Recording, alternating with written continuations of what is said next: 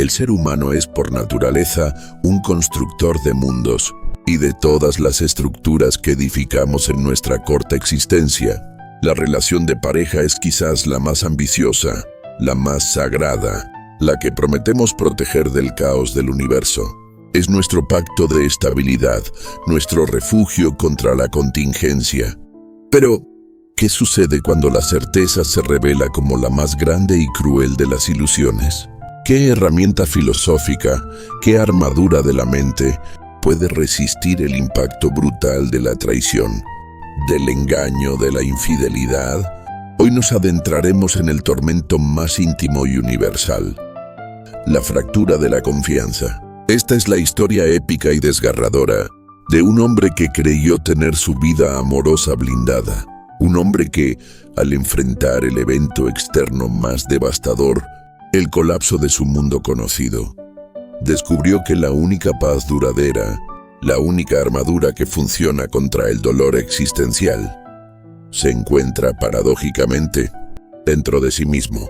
Esta es la historia de cómo un alma deshecha y rota utilizó la sabiduría antigua de los estoicos, no para volverse fría o desinteresada, sino para volverse inquebrantable, para convertir el veneno en medicina. Esta es la lección de la dicotomía del control aplicada al fuego del engaño, la prueba definitiva del amor fati, el amor incondicional, a todo lo que nos toca el destino, y la ilusión de la certeza, la ciudadela de arena, la vida que él había construido. Su relación de 10 años era a sus ojos una obra de arte de la ingeniería emocional, estructurada, pacífica, predecible hasta el más mínimo detalle de sus fines de semana. Él había invertido su tiempo, su carrera, su patrimonio y, lo más importante, su alma en esa conexión. La fidelidad no era solo una regla, era un valor cardinal, una promesa pétrea en un mundo líquido de compromisos fugaces. Su pareja y él no solo compartían una hipoteca, compartían un lenguaje interno, un futuro planificado hasta el color de las cortinas de la vejez, una vida tejida con miles de hilos de confianza mutua, y ahí residía su vulnerabilidad. Él había caído en el error fundamental de la oikeiosis, el apego natural a las cosas que no son cercanas, llevado al extremo neurótico. Había extendido su identidad a la existencia de la relación. Su paz, su autoestima, su propia definición de éxito dependían enteramente de un indiferente externo. La voluntad, la elección y la conducta de otra persona. Su felicidad era, sin saberlo, una réplica exacta de su pareja. Si ella estaba, él estaba seguro. Si ella faltaba, él se desintegraría. Él había ignorado las advertencias de Epicteto, que enseñó a tratar a todas las personas que amamos como algo prestado, que la pareja, los hijos, los amigos, son meros alfareros que la fortuna nos entrega por un tiempo, y que en cualquier momento el destino puede reclamar su propiedad. Él había olvidado que la única propiedad real es su proairesis, su facultad de elegir, su propósito moral. Y en un instante todos esos años de inversión, de supuesta seguridad, se desvanecieron. 2. El desplome del pathos, la batalla de las fantasiae. El descubrimiento no fue una explosión dramática, sino un frío y lento goteo de verdad, excavado penosamente de correos electrónicos, mensajes de texto y silencios sospechosos. Una verdad que, cuando se reveló completa, quemó el mundo que conocía hasta los cimientos. El primer impacto no fue ira, sino un shock existencial paralizante. La sensación de que no solo le habían mentido sobre el pasado, sino que la realidad misma, su memoria, su percepción de los últimos años, era una falsificación total. En este abismo, el estoicismo se convierte en un salvavidas de acero o en una burla cruel. ¿Cómo puede una filosofía de la razón responder a un dolor tan visceral?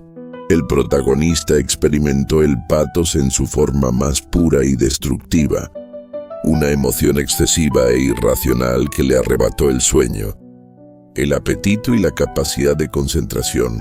Su mente se convirtió en un campo de batalla constante, repitiendo y editando la escena de la traición, la infidelidad, una y otra vez, como una película de terror que no podía apagar. Estas imágenes mentales, estas impresiones intrusivas, son lo que los estoicos llamaban fantasiae.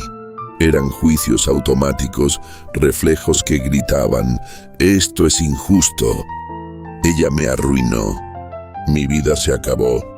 Él se culpaba al destino y caía en el error más grande: la creencia de que su felicidad y su valor habían sido destruidos por el acto de otra persona. El dolor físico era real: opresión en el pecho, insomnio perpetuo, náuseas.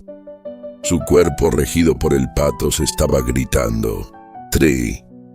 La distinción salvadora, la dicotomía del control.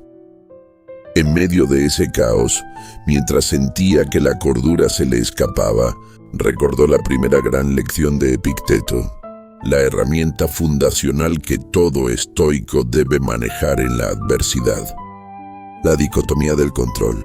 Se obligó de la manera más dolorosa a trazar la línea, no sobre la arena, sino sobre el fuego vivo de su dolor, entre lo interno y lo externo. Se sentó en la quietud de la noche, no para hundirse, sino para escribir y razonar. ¿Qué era externo e incontrolable?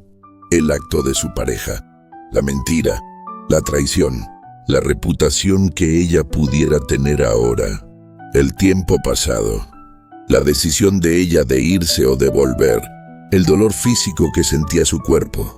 Todo eso era prestado por la fortuna, no de él. Eran indiferentes externos, aunque fueran dolorosamente, intensamente preferidos. ¿Qué era interno y controlable?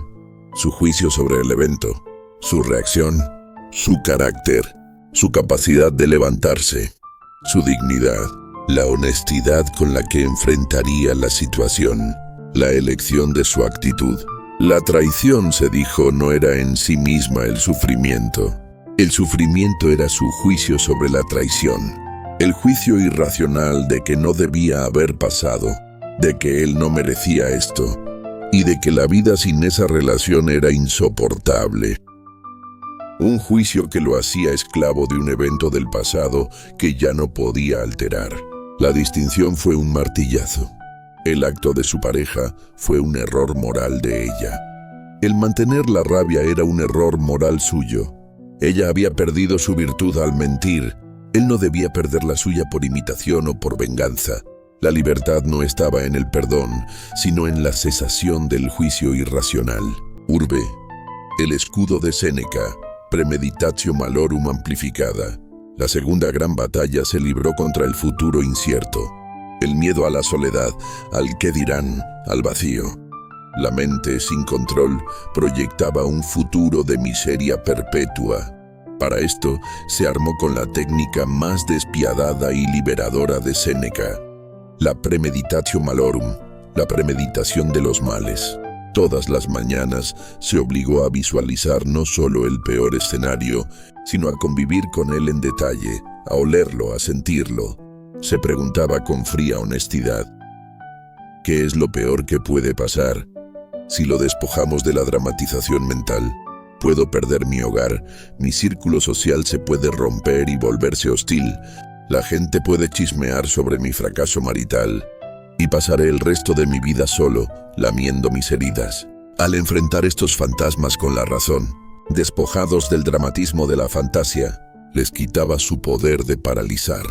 Él se respondía escribiendo: si pierdo mi hogar, mi ingenio y mi capacidad de trabajo, mis virtudes, me ayudarán a reconstruirlo. El valor de un hombre no está en su techo. Si pierdo a mis amigos, encontraré nuevos que valoren mi carácter, lo interno, y no mi estatus o mi dinero, lo externo. Si la gente chismorea, eso es un indiferente externo. Sus palabras son solo aire, no tocan mi alma ni mi proairesis. Y si me quedo solo, eso me da la libertad de trabajar en mi virtud sin distracciones. La soledad no es la falta de compañía, sino la ausencia de virtud. Esta práctica no era masoquismo, era inmunización. Al convivir diariamente con la peor pérdida posible, el miedo dejaba de ser un futuro aterrador y se convertía en un hecho tolerable del presente. Él ya no temía el dolor. Entendía que el dolor era el combustible necesario para la fortaleza, el coraje, la virtud estoica que solo se prueba en la adversidad. La adversidad en sí misma es el maestro más brutal pero más honesto. B. La aplicación de las 4 virtudes en la crisis. El estoicismo no le pedía ser un robot, le pedía ser un guerrero moral. La batalla contra la infidelidad se ganó aplicando las 4 virtudes cardinales al proceso de duelo y reconstrucción. 1. Fortaleza, coraje y resiliencia. La fortaleza no era confrontar a la pareja o al tercero, era enfrentar el dolor sin anestesia. Era sentarse con la herida abierta y negarse a buscar refugios fáciles, el alcohol, la autocompasión obsesiva o el drama público. El coraje fue levantarse cada mañana, ir al trabajo, sonreír cuando no quería, no por hipocresía, sino porque esa acción era la manifestación de su projairesis inquebrantable. Cada día sin sucumbir a la desesperación era una victoria. Su coraje se midió en la tenacidad de su silencio y en la sobriedad de su respuesta. La verdadera fortaleza es la capacidad de mantener el juicio correcto bajo presión emocional extrema. 2. Templanza, moderación y autocontrol. La templanza fue la contención del impulso de la venganza. La tentación de la retaliación era enorme, destruir la reputación de ella, escribir mensajes hirientes, quemar recuerdos. Pero cada vez que esa oleada llegaba, él se detenía y se preguntaba, ¿esta acción proviene de mi razón, logos, o de mi pasión, patos? La razón siempre le decía que la venganza lo haría esclavo de la otra persona. Al buscar que ella sufriera, él ataba su propia felicidad al dolor de ella. La libertad estaba en soltar la necesidad de que el otro sufriera. La templanza le permitió mantener la dignidad en la disolución de la pareja, asegurando que el proceso, aunque doloroso, fuera justo y mesurado, sin la mancha del patos. 3. Justicia. La justicia no era castigo a la otra persona, sino justicia hacia sí mismo y hacia la verdad. La justicia estoica es la distribución honesta de lo que cada cosa es. Era justo que él, al ser la víctima de la traición, se castigara a sí mismo con el resentimiento y el odio perpetuo. No, el odio era una automutilación. Él aplicó la máxima de Marco Aurelio, pero la llevó un paso más allá. El mejor modo de vengarse de un enemigo es no asemejarte a él y aún mejor, no verlo más como un enemigo. Él tuvo que ser justo con la verdad. Su pareja era una humana defectuosa que había elegido un camino equivocado y su deber no era corregirla, sino proteger su propio templo interior de la suciedad de su error. Su justicia fue reconocer los hechos y trazar límites claros sin rencor. 4. Sabiduría. La sabiduría, la virtud maestra, fue la capacidad de ver la traición no como un fin, sino como un principio. Entendió que la traición le había quitado una ilusión, permitiéndole ver la realidad de la otra persona y de la relación tal como era. Imperfecta, contingente y dependiente de la voluntad externa. La sabiduría le permitió concluir que el verdadero fracaso no habría sido la infidelidad, sino su propia incapacidad de responder a ella con virtud y razón. Y el crisol social, la prueba de los indiferentes. A medida que pasaron los meses, su enfoque se desplazó totalmente a la ciudadela interior. Dedicó su energía, antes invertida en la relación y la ansiedad, a su propio crecimiento. Pero la prueba no terminó ahí. El desastre se trasladó a lo social. El chisme de los amigos comunes, las miradas de lástima, la presión de elegir bandos. Él se enfrentó a la tentación de explicar, de justificar su dolor, de buscar validación externa. Pero los estoicos le habían enseñado que la reputación es el más vano de los indiferentes externos. ¿Qué importa lo que el vulgo piense de un evento que no puede comprender? Él mantuvo su dignidad. No denigró a su expareja ante los demás. Su silencio y su paz se convirtieron en su única defensa, su prueba de carácter. Él se dio cuenta de que la relación le había brindado un consuelo que inconscientemente había debilitado su autosuficiencia. El desastre externo se convirtió en un regalo disfrazado de oportunidad. La infidelidad fue, en última instancia, el evento externo que lo obligó a convertirse en la persona que el destino quería que fuera. Sec de la paz de la apatía y el amor fati.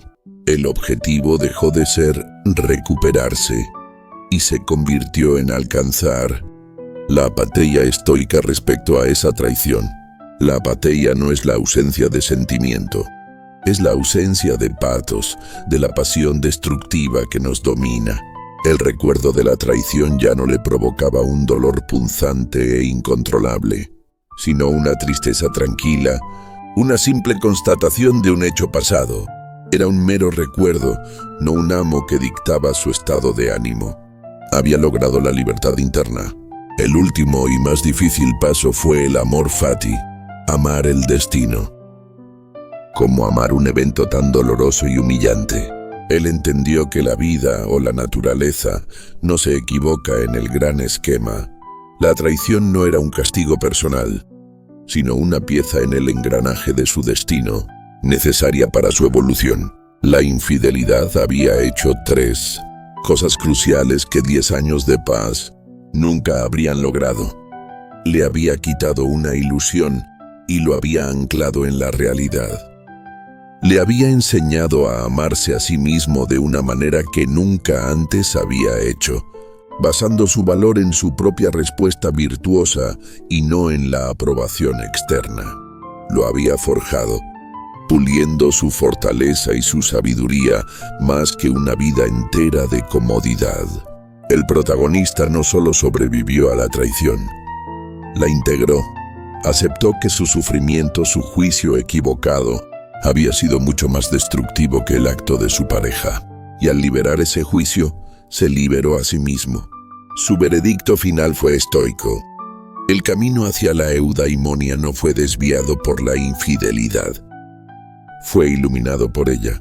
La traición le había dado la oportunidad de convertirse en la versión más fuerte y virtuosa de sí mismo. La paz que ganó no era la paz de la ignorancia, sino la paz de la conquista interna. El amor que encontró al final no fue el amor de una nueva pareja inmediata, sino el amor inquebrantable por su propio yo virtuoso. Y solo desde esa inexpugnable ciudadela interior, él estuvo listo para amar de nuevo. Pero esta vez, él sabía que amar era una elección libre de su proairesis, nunca una necesidad vulnerable. ¿Y tú? ¿Qué evento externo en tu vida te ha causado el mayor pathos? ¿Estás listo para aplicar la dicotomía del control y transformar el dolor en la virtud que la naturaleza te exige? Si esta reflexión ha resonado en ti, suscríbete para más historias que transforman el sufrimiento en sabiduría. Deja tu me gusta y escribe en los comentarios cuál de las 4 virtudes estoicas, sabiduría, justicia, fortaleza, templanza, es la más difícil de aplicar cuando te sientes traicionado. ¿Te interesa el estoicismo, el crecimiento personal y las historias de vida? Entonces suscríbete y activa la campanita para no perderte ningún video. No olvides seguirnos en todas nuestras redes sociales para estar conectado con nuestra comunidad. Únete a la familia de Historias Estoicas.